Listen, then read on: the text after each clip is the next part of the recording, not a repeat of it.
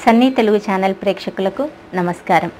నా పేరు డాక్టర్ అరుణ, fertility specialist, Narvati hospitals, Nandyal. ఈరోజు మనము పీసీఓడి లాగా ఇంకొక బర్నింగ్ ప్రాబ్లం గురించి తెలుసుకోబోతున్నాం.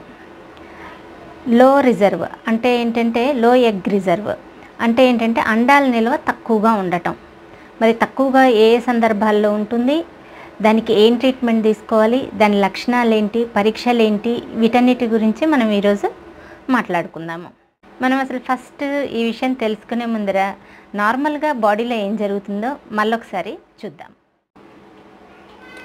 ఆడవారిలో ఒక గర్భసంచి, 2 ట్యూబ్స్, 2 అండాశయాలు, ఒక యోని అనేది ఉండడం జరుగుతుందన్నమాట. ఈ అండాశయాల్లో ప్రతి నెల కూడా దగ్గర పీరియడ్స్ వచ్చాక సెకండ్ కానీ థర్డ్ డే కానీ మనం స్కానింగ్లో చూసినట్టయితే 2 వైపులా కలిపి 8 నుంచి 15, ఇక్కడ చిన్న చిన్నగా కనపడుతున్నాయి కదా, 2 వైపులా మనం లెక్క వేస్తే అవి 8 నుంచి 15 ఉండాలి. 8 నుంచి 15 ఎగ్స్ వాటి జర్నీని స్టార్ట్ చేస్తే కేవలం ఒక ఎగ్ మాత్రమే పెరుగుతుంది, మిగతా అన్నీ చనిపోతాయి. ఈ పెరిగిన ఎగ్ రిలీజ్ అవుతుంది. పీరియడ్స్ వచ్చిన తర్వాత 12, 13, 14 రోజుల్లో ఈ ఎగ్ రిలీజ్ అనేది జరుగుతూ ఉంటుంది. ఇది న్యాచురల్గా బాడీలో జరిగేటటువంటి మెకానిజం. ఎగ్ రిజర్వ్ తక్కువగా ఉంది అంటే, ఇప్పుడు పీరియడ్స్ వచ్చాక సెకండ్ ఆర్ థర్డ్ డే చూసినప్పుడు 8 నుంచి 15 ఎగ్స్ ఉండాలనుకున్నాం కదా, 8 కన్నా తక్కువ ఉండటం. దానికి ఒక రేంజ్ ఉందన్నమాట, 5 నుంచి 8. అంటే 5 నుంచి 8 లోపల 2 వైపులా కలిపినప్పుడు 5 నుంచి 8 లోపల ఎగ్స్ కనుకుంటే వాళ్ళకి రిజర్వ్ తక్కువ ఉందని అనుకుంటాం అన్నమాట. ఈ రిజర్వ్ తక్కువ ఉండటం అనేది 2 సందర్భాల్లో మనము చూస్తాము. ఒకటి ప్రిమెచ్యూర్ ఓవేరియన్ ఇన్సఫిషియన్సీ, రెండోది డిమినిష్డ్ ఓవేరియన్ రిజర్వ్. ఈ ప్రిమెచ్యూర్ ఓవేరియన్ ఇన్సఫిషియన్సీ అంటే ఏంటంటే చిన్న వయసులోనే అండాల నిల్వ తగ్గిపోవటం. డిమినిష్డ్ ఓవేరియన్ రిజర్వ్ ఏంటంటే అది ఏజ్ రిలేటెడ్ అన్నమాట. అంటే వయసుతో పాటు జరిగేటటువంటి ప్రక్రియ. వయసుతో పాటు రిజర్వ్ తగ్గిపోతూ ఉంటే దాన్ని డిమినిష్డ్ ఓవేరియన్ రిజర్వ్ అంటాం. ప్రిమెచ్యూర్ ఓవేరియన్ ఇన్సఫిషియన్సీ అంటే అమ్మాయి ఏమో 20 ఏళ్ల వయసు ఉంటుంది, కానీ ఆమె ఎగ్స్ చూస్తే 40 ఇయర్స్ వయసు ఉన్నట్టు కనపడుతుంది అనమాట. మనకి 40 సంవత్సరాల్లో వచ్చే మార్పులు 20 ఏళ్ల అమ్మాయిలో మనకు కనపడితే దాన్నే మనం ప్రిమెచ్యూర్ ఓవేరియన్ ఇన్సఫిషియన్సీ అని అంటామన్నమాట. ఇప్పుడు ఈ 2 సందర్భాల్లో ఎలాంటి లక్షణాలు ఉన్నాయో చూద్దాము. ప్రిమెచ్యూర్ ఓవేరియన్ ఇన్సఫిషియన్సీలో ఎలాంటి లక్షణాలు ఉంటాయో చూద్దాం. దీంతో ఇబ్బంది పడే వాళ్ళలో ఏంటంటే ఒక్కొక్కసారి ఆ పాప పెద్ద మనిషే కాదనమాట. 16 సంవత్సరాలు వచ్చినా మెచ్యూర్ అనేది అవ్వటం జరగదు.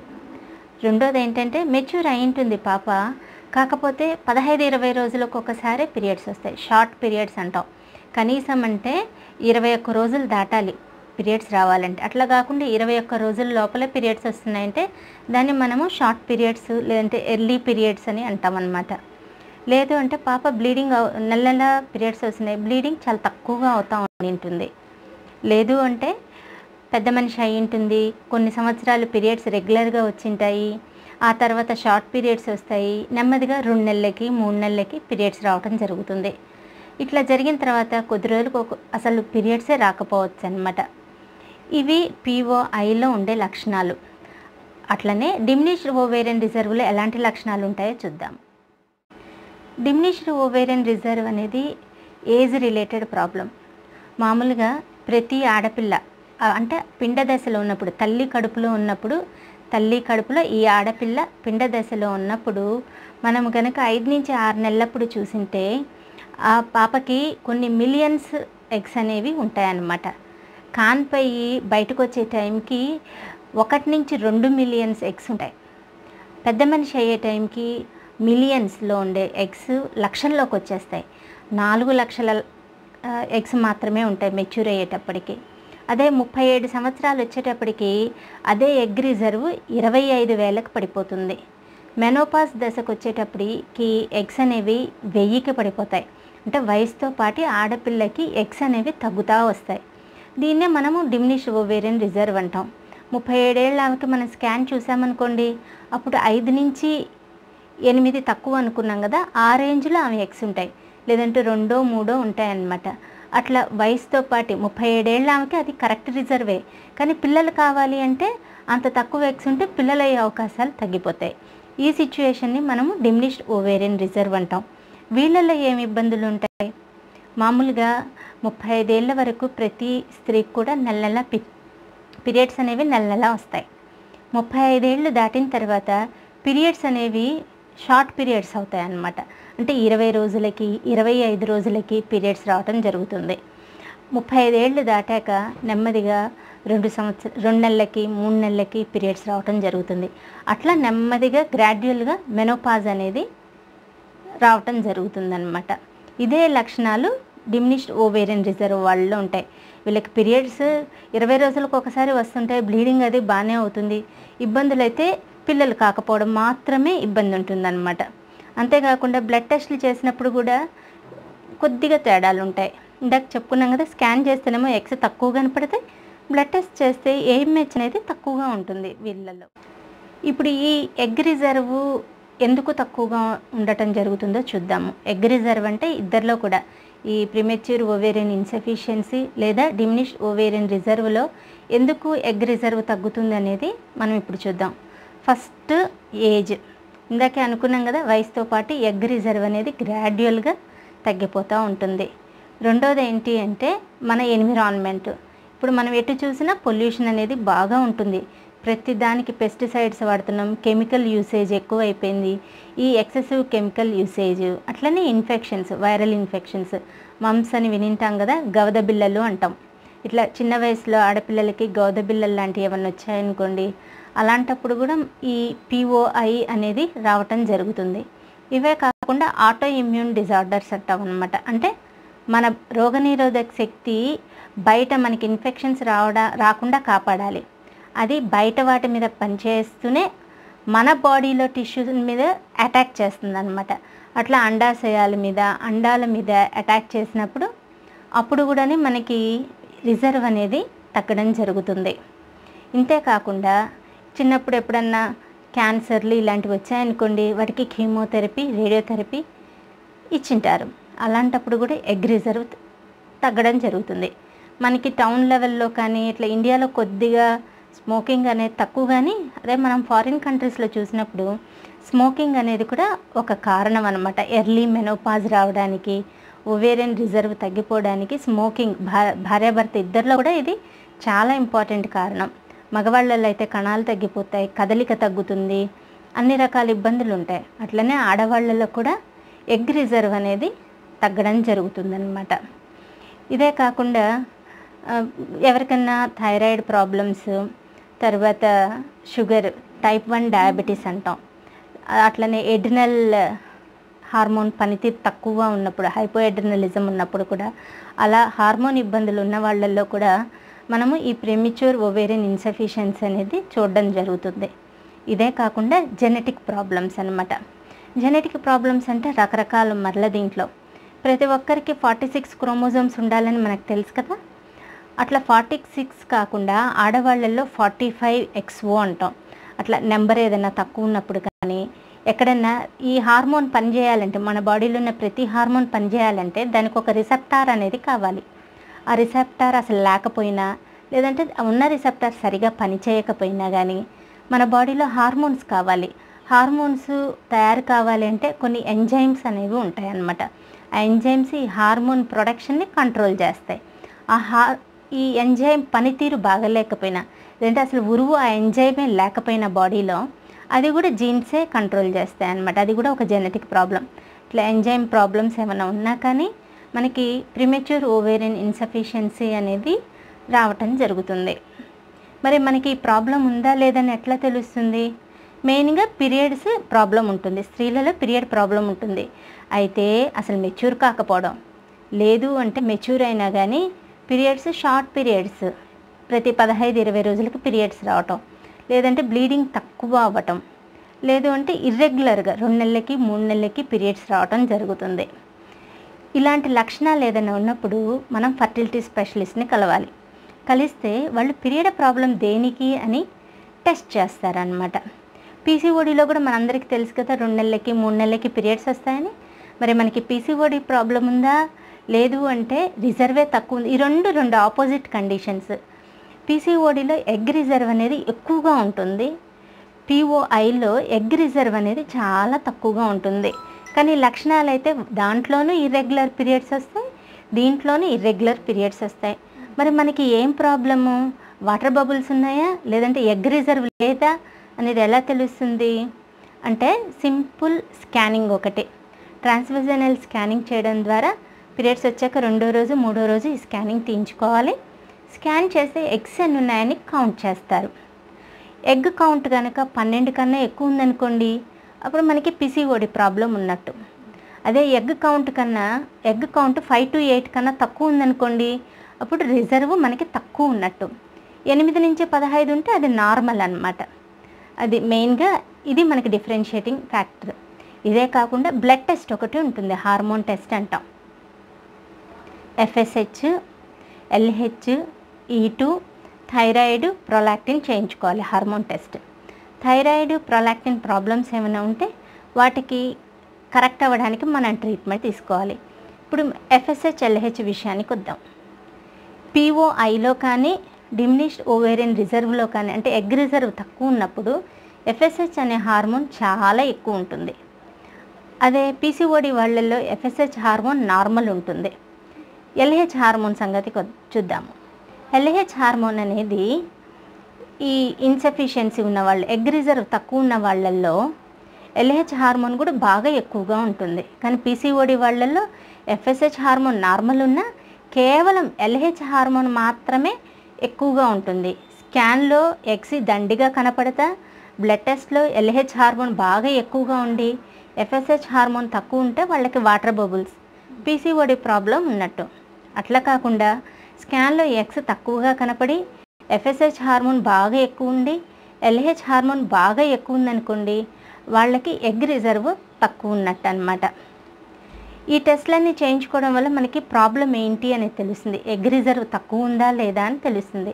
ఇప్పుడు మనకి ఒకసారి ఎగ్ రిజర్వ్ తక్కువ ఉంది అని అర్థమైంది అనుకోండి, అప్పుడు మనము మిగతా టెస్ట్లు కూడా చేయించుకోవాల్సి ఉంటుంది.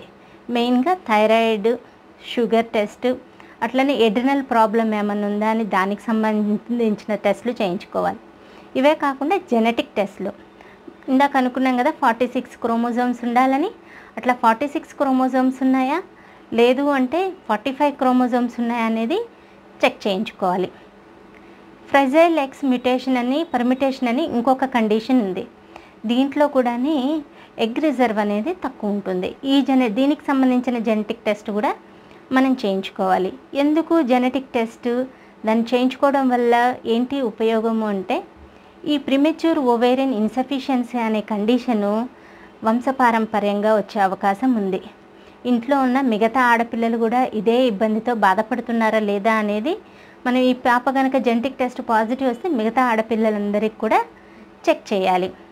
ఎందుకు దాన్ని చెక్ చేయడం వల్ల ఏదైనా ఉపయోగం ఉందా అంటే, ఏదైనా జెనెటిక్ ప్రాబ్లం ఉండి ఎగ్ రిజర్వ్ తక్కువ ఉన్నప్పుడు వాళ్ళు ఎర్లీగా మ్యారేజ్ చేసుకుని ఎర్లీగా పిల్లల్ని కంటే వాళ్ళ సొంత జెనెటిక్ బేబీ ఉండే అవకాశము ఉంటుందన్నమాట.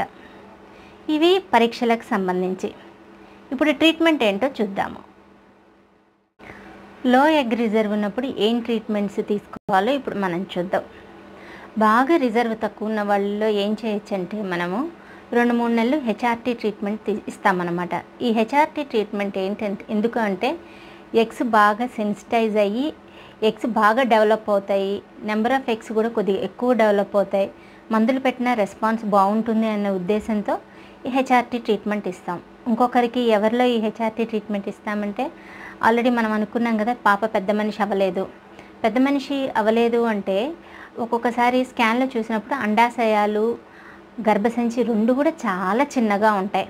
మరి పాపలో మార్పులు అనేవి రావాలి కదా, పెళ్లి చేయాలి అంటే పాపకు దానికి తగ్గట్టు మార్పులు అనేది ఉండాలి. అలాంటి వాళ్ళల్లో కూడా మనము ఈ హెచ్ఆర్టీ ట్రీట్మెంట్ అనేది ఇవ్వడం జరుగుతుంది.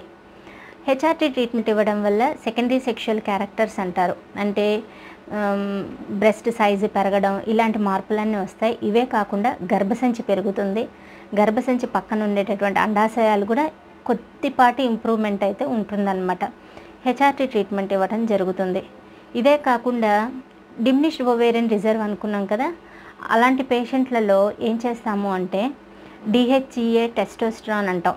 ఈ మందులు ఇవ్వటం వల్ల ఏమవుతుందంటే కొద్దిగా ఎగ్ రిజర్వ్ పెరగడం, ఎగ్ క్వాలిటీ పెరగడం జరుగుతుంది. ఇవే కాకుండా వీళ్ళకి స్టిమ్యులేషన్ ఇచ్చినప్పుడు కొద్దిగా ఎక్కువ డోస్ ఆఫ్ హార్మోన్స్ ఇస్తాం. మామూలు వాళ్ళల్లో మనము సాధారణంగా 225 యూనిట్స్ ఇస్తాం, కానీ వీళ్ళల్లో 300 నుంచి 450 యూనిట్ల వరకు హార్మోన్స్ ఇవ్వటం జరుగుతుంది. హార్మోన్స్ కూడా 2 రకాల హార్మోన్స్ ఇస్తాము.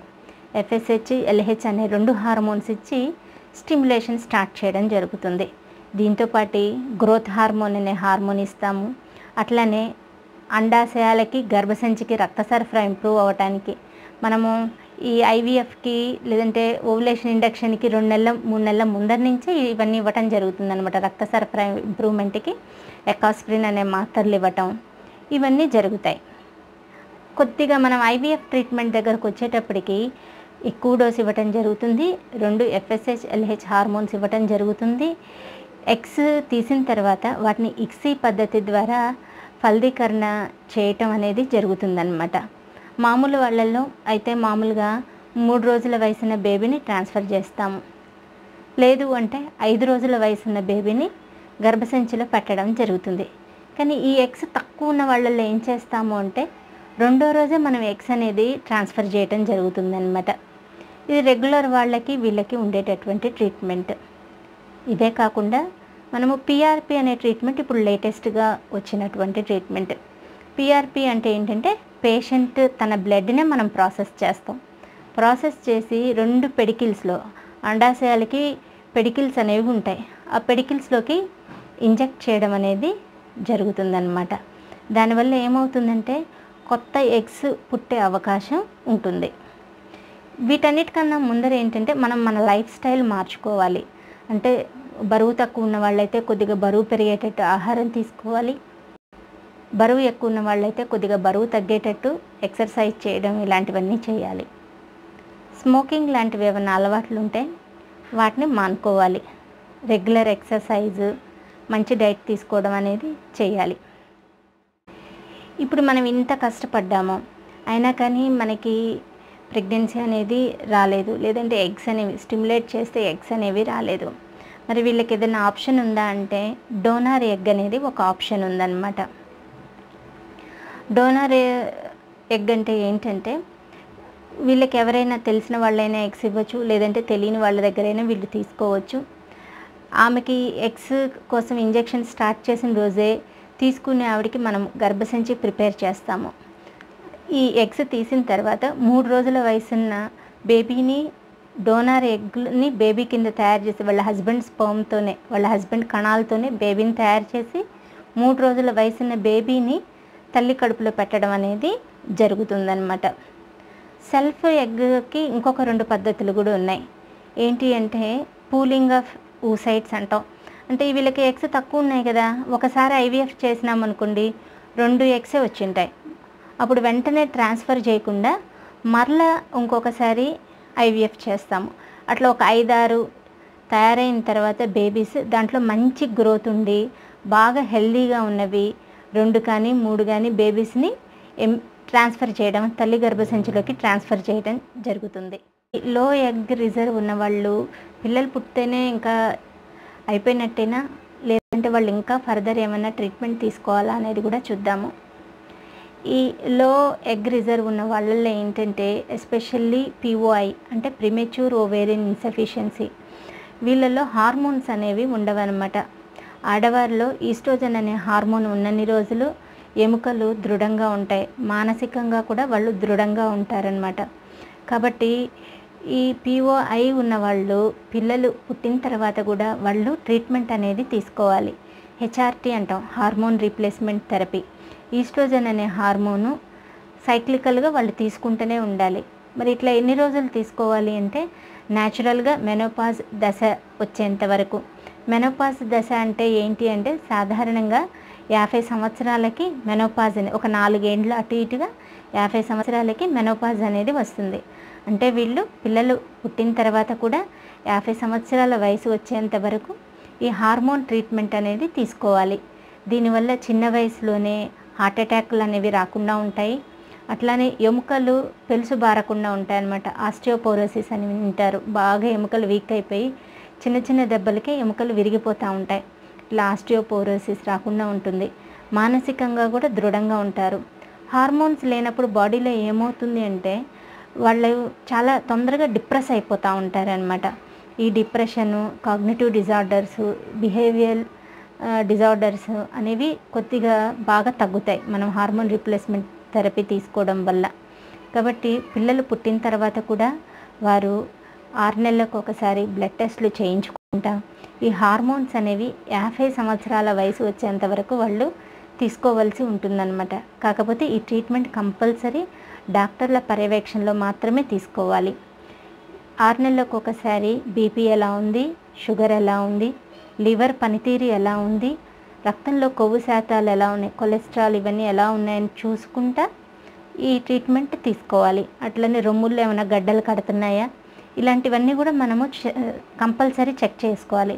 కాబట్టి ఈ హెచ్ఆర్టీ ట్రీట్మెంట్ అనేది కంపల్సరీ డాక్టర్ల పర్యవేక్షణలో మాత్రమే తీసుకోవాలి. మరి చూశారు కదా, ఈరోజు మనము ఎగ్ రిజర్వ్ తక్కువ ఉన్న వాళ్ళల్లో అసలు ఎన్ని రకాలు ఉంటాయి, ఆ కండిషన్ ఎన్ని రకాలు, దానికి గల కారణాలు ఏంటి, లక్షణాలు ఏంటి, దాని ట్రీట్మెంట్ ఏంటి అనేది అన్నీ కూడా మనము తెలుసుకున్నాము. కాబట్టి మీలో ఎవరికైనా ఇటువంటి ఇబ్బందులు కనుక ఉంటే మీరు మీ దగ్గరలో ఉన్న ఫర్టిలిటీ డాక్టర్ని కలవవలసిందిగా కోరుతున్నాను. నమస్తే.